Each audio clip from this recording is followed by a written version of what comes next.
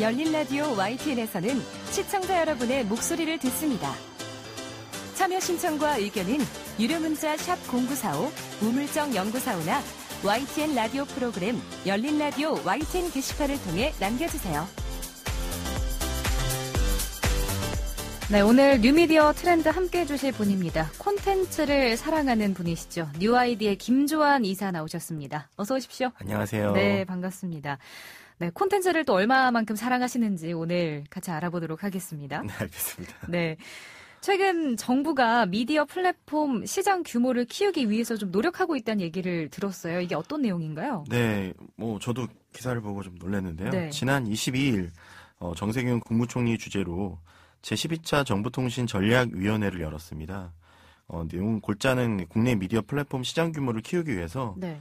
종합유선방송 사업자, SO라고 하죠. 와 인터넷 멀티미디어 방송인 IPTV 등의 유료방송의 시장 점유율 규제를 폐지하고 그다음에 인수합병, M&A 심사 시에 범부처 협의체를 통해서 좀 더 빠르게 처리하고 네. 이 같은 내용을 담은 이런 디지털 미디어 생태계 발전 방안을 발표했습니다. 정부는 넷플릭스 등 그 OTT 수요가 전 세계적으로 급증하고 있어요. 코로나 때문에. 그래서 비대면 활동이 늘어나면서 국내 미디어 기업이 글로벌 기업으로 성장할 수 있는 토대를 마련할 필요가 있다고 판단한 것 같고요. 네.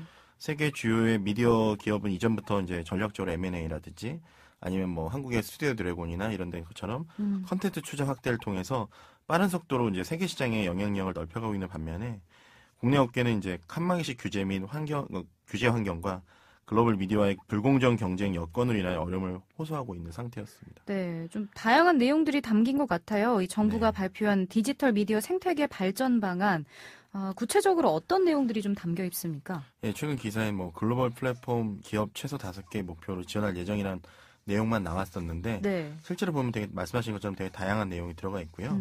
정부는 이제 혁신 성장을 견인하는 디지털 미디어 강국을 비전으로 해서 2022년까지 국내 미디어 시장 규모를 10조 원까지 확대하고 그다음 콘텐츠 수출액을 134.2억 불, 그러니까 한 150억, 15조 정도 되는 거죠. 15조 네. 정도, 15조 원 정도까지 확대하고 글로벌 플랫폼 기업을 최소 5개까지 만들 정도로 지원할 예정이라고 합니다. 그래서 주요 내용은 이제 첫째, 낡은 규제를 폐지 완화하고 차별화 대형화를 지원하고 플랫폼 측면에서, 그리고 콘텐츠 측면에서는 젊은 창작자와 기업이 도전할 수 있도록 콘텐츠 제작 투자를 지원하겠다. 네. 기반 조선 측면에서는 국내 플랫폼 콘텐츠가 해외로 뻗어나갈 수 있는 기반을 마련하겠다. 그리고 공정 상생 부분에서는 국내외 등 사업자 간의 공정 경쟁 여건을 조성하는 4대 전략과 55개의 세부 과제를 이행하겠다. 이런 내용입니다. 네. 그래서 좀 더 구체적으로 설명드리면 플랫폼 측면은 이제 규제가 좀 더 많았거든요. 예. 그래서 과감히 완화하고 새로운 규제 신설을 이제 조심하겠다. 뭐 이런 뜻이고요. 국내 플랫폼의 자율성을 확대하는 방향으로 제도 개선을 추진하는데 기존에 이제 SO나 IPTV의 시장 점유율에 대해서 네. 뭐 예를 들면 33%를 넘지 못한다든가 이런 것들에 대한 규제가 있었어요. 그런 걸 폐지하고 그래서 방송 시장의 요금 편성 등의 규제를 개선해서 자율 경쟁을 통해서 이제 뭐 성장할 수 있는 방향을 마련하겠다. 네.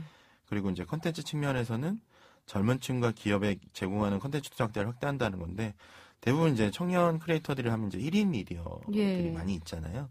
그 1인 미디어들이 창의적인 아이디어와 실현할 수 있게 지원하겠다는 거고요. 그래서 뭐 미디어 창작자를 계속 만들겠다는 겁니다.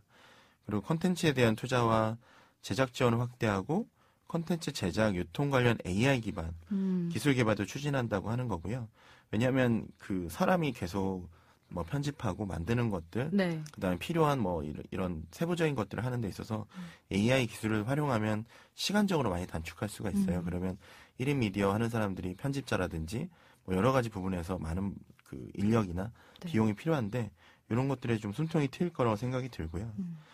특히 이제 글로벌 얘기들이 기사에도 네, 많이 네. 나왔는데 글로벌에 성장할 수 있도록 컨텐츠 플랫폼과 단말 제조사 간의 협력을 통해서 해외 지원을 지원하고 해외 진출을 지원하고 창의적인 미디어 제작 육성을 위한 전문 인력 양성도 추진한다고 했습니다. 여기서 이제 예시로 들었던 게 네. 그 삼성전자의 갤럭시 그 앱스토어나 이런 부분에서 뭐 우리나라 서비스 플랫폼 서비스들을 뭐 이제 추천한다든지 이런 홍보를 해서 계속 많이 알리겠다 이런 네. 내용들이 있었고요.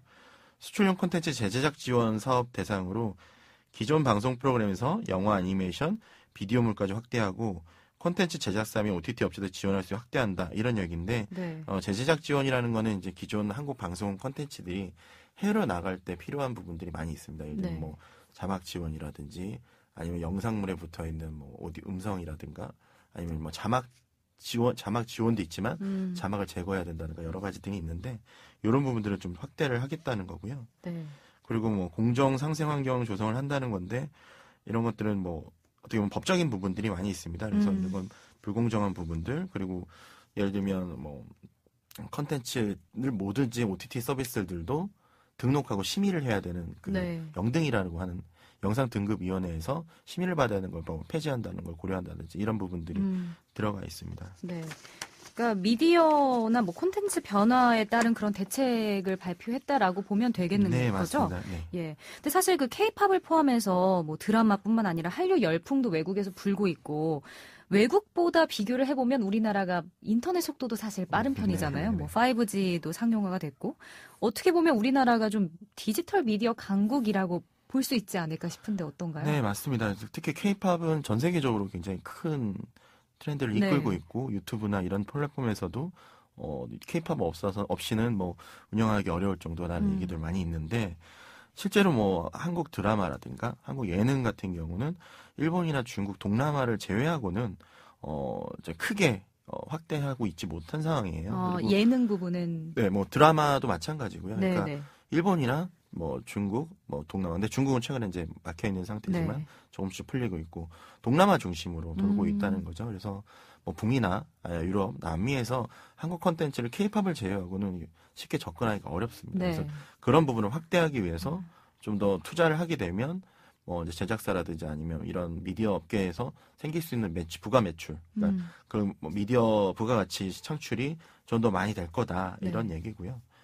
그래서 뭐 디지털 미디어 강국이지만 진짜 한국 내에서 디지털 미디어 강국인 것 비해서 뭐 중국이나 중국의 아이치라든가 이런 미디어 플랫폼들이 또 글로벌 진출을 했어요. 네. 중국에서 많은 콘텐츠 이미 5억 명이나 뭐 이런 5억 명을 대상으로 하는 서비스를 하고 있는데 그런 서비스를 가지고 경쟁력을 키운 다음에 글로벌 진출하는 거랑 지금 5천만 명 대상으로 지금 한국에서는 웨이브라든가 왓챠라든가 네. 티빙이 넷플릭스랑 경쟁을 하고 있잖아요. 근데 거기서 이제 글로벌을 진출할 아직 준비도 많이 못 하고 있는 상황이니 국가에서 그런 걸 도와줘서 좀 국가적 글로벌 경쟁력을 좀 키우겠다 이런 네. 측면으로 지금 봐야 될 것 같습니다. 그래서 디지털 미디어 강국은 맞는데 글로벌로 이제 어떻게 보면 평가받는 거는 앞으로 좀 필요할 것 같다. 확대할 수 있게 좀 방안도 도와주겠다. 필요하고 네, 맞습니다. 예, 그런 거죠. 네, 그리고 뉴미디어 트렌드 코너에서 매주 화제 영상을 소개해 주시더라고요. 저도 오늘 그래서 기대를 좀 하고 왔거든요.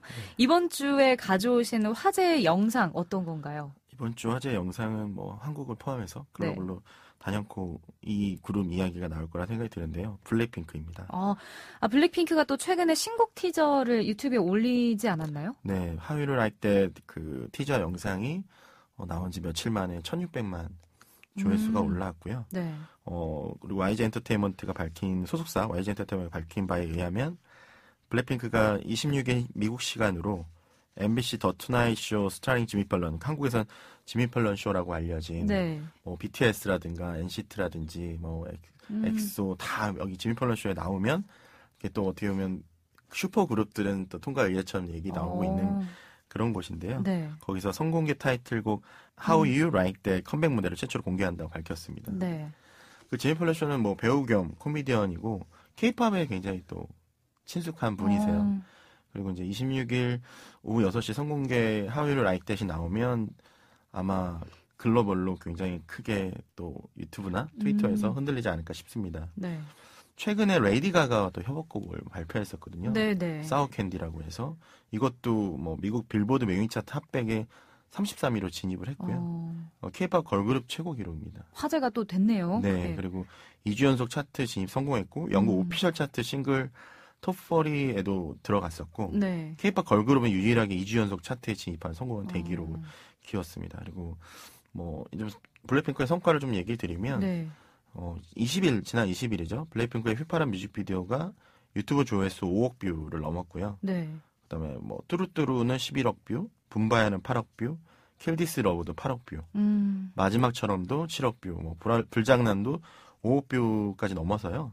5억 뷰 이상의 뮤직비디오를 총 6편을 보유하는 단연코 어떻게 보면 BTS와 함께 슈퍼밴드가 아닌가라는 생각이 듭니다. 특히 걸그룹은 최다 기록이고요. 네. 유튜브 구독자 수도 뭐 BTS와 함께 가장 많은 구독자를 보유하고 있습니다. 블랙핑크가 3,700만 정도 되고요. 방탄TV가 3,100만 정도 됩니다. 엄청나네요, 생각보다. 네. 그 블랙핑크가 보니까 기록도 많이 갖고 있는 것 같아요. 지금 살펴보니까. 네.